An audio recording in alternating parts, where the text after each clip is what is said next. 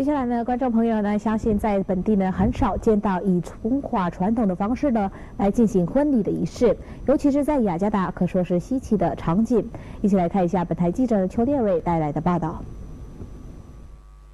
观众朋友，原来在雅加达也能够看到以传统婚礼方式、清朝式的婚礼举行婚礼。那这个婚礼是什么样一个仪式？双方的父母亲也为什么想要以这种方式举行婚礼呢？那我们就一起进去看看。印尼的每个族群都有各自的婚俗。无论是说媒、看亲、迎娶、拜堂、喜宴等的各个阶段，都有各自独特的风俗的习惯，印尼华族也不例外。7月10号早上，在雅加达红石榴的餐厅，就有一对新郎新娘选择以清朝末期的婚礼方式举行了婚宴。夫妇俩3个月已经在澳大利亚的悉尼市的一间天主教堂举行了婚礼，但因为自小居住在丹格朗的文登华人区，受到了祖父祖母的影响，加上了亲朋好友的鼓励，决定请来政府官员、文化关注者和社会人士来见证了这场传统婚礼的仪式。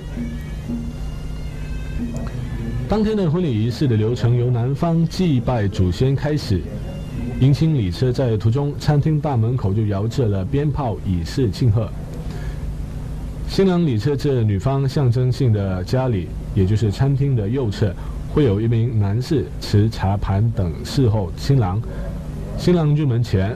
应赏男孩红包打礼，再进入女方家。上香祭祖后，新郎以叩拜父母道别，并由父母盖上了头纱，而新郎仅鞠躬行礼即可。随后由新娘的姐姐手持了竹筛走出了家门，因为新娘子在结婚当天的地位比谁都大。新娘子迎接车队到了新郎的家门，由一位拿着橘子的小孩来迎接新人。新娘要轻抹一个橘子并称红包，这2个橘子都放在了碗上，让新娘亲自剥皮，意味着招来长寿。到了新郎家，进门前，新郎新娘绝不可踩门栏，而应横跨过去。新娘进门前应在大盆上跨过去，表示了洗去了进门前的晦气和不祥。之后，新郎新娘向各座一一敬茶。婚礼的进行由各种中国的民间的乐器，如笛子、二胡及小拨伴奏。婚礼的主要人物除了新郎新娘外，有一位与双方家庭关系都比较密切的人当媒人，一位丹格朗市的文登华人信赖的穆斯林的妇女当媒婆，一位中华传统文化关注者担任了主婚人，